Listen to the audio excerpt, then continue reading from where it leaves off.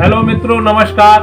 मैं राजकुमार चक्रवर्ती छोटा सा मोटिवेशनल वीडियो आपके बीच में प्रस्तुत कर रहे हैं। आचार्य रजनीश के एक अनुयायी ने उनसे प्रश्न किया, कृपया बताइए, जिहादियों द्वारा जब मकान और संपत्ति जलाई जा रही थी, हत्याएं की जा रही थी, तब हमें क्या करना चाहिए? हिंदू मुस्लिम भाई भाई का प्रचार करना चाहिए या सुरक्षा के लिए कोई कदम उठाना चाहिए? कृपया मार्गदर्शन करें। इस बात पर आचार्य रजनीश ने अपने शिष्य से कहा कि लगता है तुमने कभी कोई इतिहास को नहीं पढ़ा है। ऐसा मालूम पड़ता है कि आपको इसका कोई ज्ञान नहीं है। मोहम्मद गजनवी ने जब सोमनाथ के मंदिर पर आक्रमण किया तो सोमनाथ उस समय का भारत का सबसे बड़ा और धनी मंदिर था। उस मंदिर में पूजा करने वाले 1200 हिंदू पुजारी यह सोचा करते थे कि हम तो रात दिन ध्यान भक्ति पूजा पाठ में लगे रहते हैं, इसलिए भगवान हमारी रक्षा करेगा। उन्होंने रक्षा का कोई इंतजाम नहीं किया और उल्टे जो छत्री उनकी रक्षा कर सकते थे उन्हें भी मना कर दिया।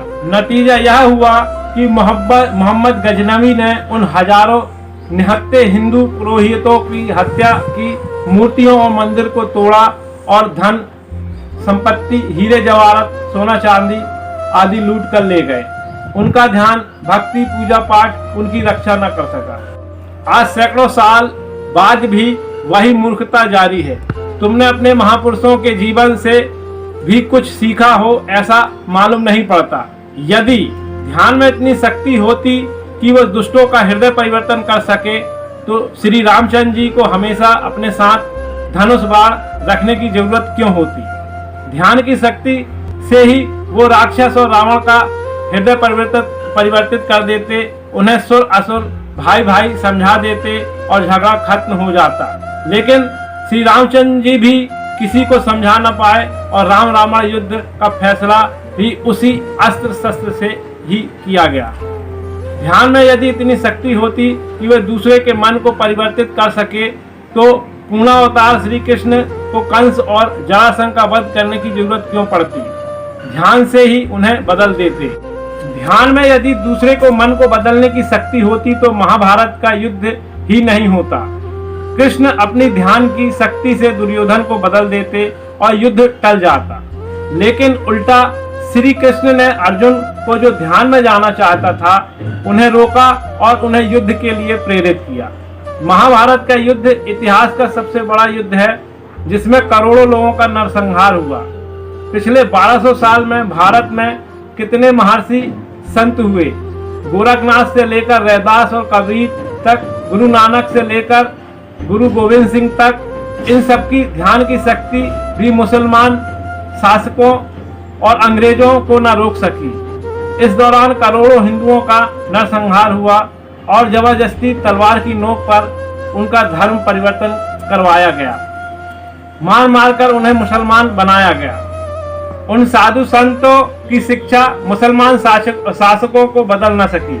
गुरु नानक ने तो अपना धर्म दर्शन ही इस प्रकार दिया कि मुसलमान उसे आसानी से समझ सके, आत्मसात कर सके। लेकिन उसी गुरु परंपरा में गुरु गोविंद सिंह को हिंदू धर्म की रक्षा के लिए मुसलमान के खिलाफ तलवार उठानी पड़ी, निहत्थे सिखों को शस्त्र उठाने पड़े।